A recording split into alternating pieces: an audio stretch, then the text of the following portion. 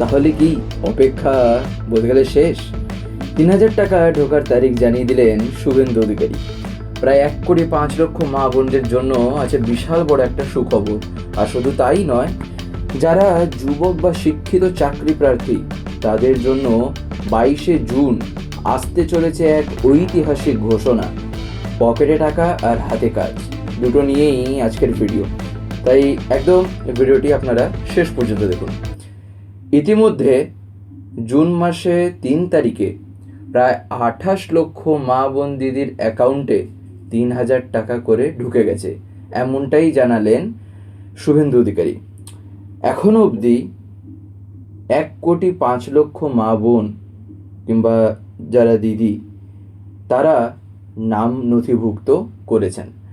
তবে একটা কথা এখানে কিন্তু জেনে রাখা দরকার, তা হলো কারা কারা এই টাকা পাবেন, কারা কারা এই টাকা পাবেন না।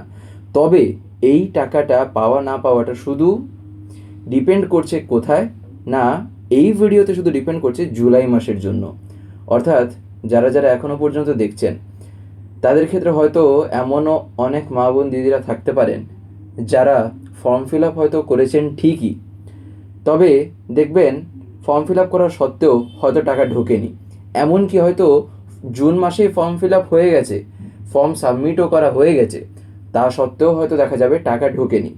তাহলে এক্ষেত্রে কি? এক্ষেত্রে যাদের ভেরিফিকেশন কমপ্লিট হয়েছে তাদের তথ্য পোর্টালে আপলোড করা হয়েছে। অর্থাৎ এখানে শুধু ফর্ম ফিল আপ হয়ে গেলেই যে টাকাটা চলে আসবে তা কিন্তু মোটেই না। ফর্ম ফিল আপের পর ভেরিফিকেশন না করা হচ্ছে ততক্ষণ পর্যন্ত কিন্তু টাকা যে আসবে এমনটা কোথাও কিন্তু তিনি বলেননি। এমনকি কিংবা অন্নপূর্ণা যোজনা যারা সেই ব্যবস্থাপনায় আছেন তাদের মধ্যে থেকে কেউই সেরকম কিন্তু কোনো তথ্য এখনও পর্যন্ত সরাসরিভাবে বলেননি যে ফর্ম ফিল আপ হয়ে গেলেই টাকাটা চলে আসবে। পোর্টালে যতক্ষণ আপলোড করা হচ্ছে ততক্ষণ পর্যন্ত কিন্তু সেই টাকা ঢুকবে না। তাই পোর্টালে আপলোড করা যাবে তখনই, কখন না, যখন ভেরিফিকেশন কমপ্লিট হয়ে যাবে। তাই শুভেন্দুবাবু একটা কথা আশ্বস্ত করেছেন, আগামী 1 জুলাই তারা এই জুন মাসের 3,000 করে টাকা অ্যাকাউন্টেও পেয়ে যাবেন। যারা এখনও বাকি আছেন তারা কিন্তু চিন্তা করবেন না, বিশেষ করে যাদের ফর্ম ফিল আপ এখনও হয়নি বা করে উঠতে পারেননি কিংবা বুঝতেও পারছেন না যে কী করে করতে হবে। তার কারণ 1-2 পেজ নয়, কাছাকাছি 10-12খানা পেজ আমরা প্রায় দেখেই নিয়েছি, অনেকেই হয়তো অনলাইনেও দেখে নিয়ে থাকতে পারি, কিন্তু সেই প্রশ্ন অনেকের কাছেই হয়তো অনেকটাই জটিল। তাই সেটা নিয়ে তিনি একটা জিনিস আমাদের আশ্বস্ত করেছেন, তা হলো জনকল্যাণ শিবিরে আপনারা ফর্ম ফিল আপ করুন। আধিকারিকরা তো বটেই, প্রয়োজনে আপনাদের বাড়িতে গিয়েও সহযোগিতা করা হবে। তবে আসল চমক আসতে চলেছে আগামী 22শে জুন। ওই দিন রাজ্য বাজেট আছে, সেখানে কেবল মা বোনেরা নন, যুবকদের জন্য সরাসরি কর্মচারী যারা আছেন সরাসরিভাবে সেখানে সরকারি কর্মচারীদের জন্য, শিক্ষিত চাকরি প্রার্থীদের জন্য, এদের জন্য আরও অনেক নতুন কর্মসূচির ঘোষণা কিন্তু আসতে চলেছে।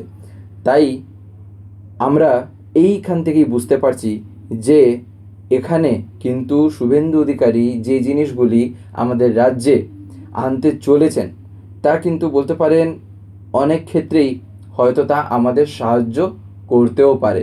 তাই আপনাদের এই বিষয়ে কি মতামত? আপাতত যা এখন শোনা যাচ্ছে, যা এখনও পর্যন্ত উঠে এসছে, যেমন তথ্য এখনও পর্যন্ত আমরা সব দিকে দেখতে পাচ্ছি, তাতে দেখা যাচ্ছে তিনি একটাই জিনিস চাইছেন, তা হলো যাতে আমরা সবাই ভালো মতন করে এগিয়ে উঠি, যাতে আমাদের পকেটেও যেমন টাকা থাকে আবার হাতেও যেন তেমনই কাজ থাকে। এই না যে শুধু টাকা দেওয়া হবে সরকারি প্রকল্পের মাধ্যমে কিন্তু কোনো কাজ দেওয়া যে হবে না, এমনটা কিন্তু তিনি বলেননি। তার ইচ্ছা, তিনি যেটা এখনও পর্যন্ত বলেছেন, এখনও পর্যন্ত কিন্তু সেটা আমরা দেখতে পাইনি কাজে, তবে তিনি যেটা বলেছেন তা হলো কিন্তু এটাই।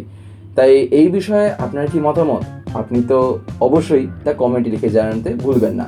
আর যদি চ্যানেলে নতুন হয়ে থাকেন তাহলে অবশ্যই চ্যানেলটিকে সাবস্ক্রাইব করে পাশের বেল আইকন প্রেস করে অল করে রাখবেন, যাতে এইরকম বিভিন্ন নতুন খবর আর নতুন নতুন আপডেট কিংবা বিভিন্ন রকম এরকম নিউজ যাতে আপনারা খুব সহজে আর সংক্ষেপে শুনতে পারেন। ধন্যবাদ।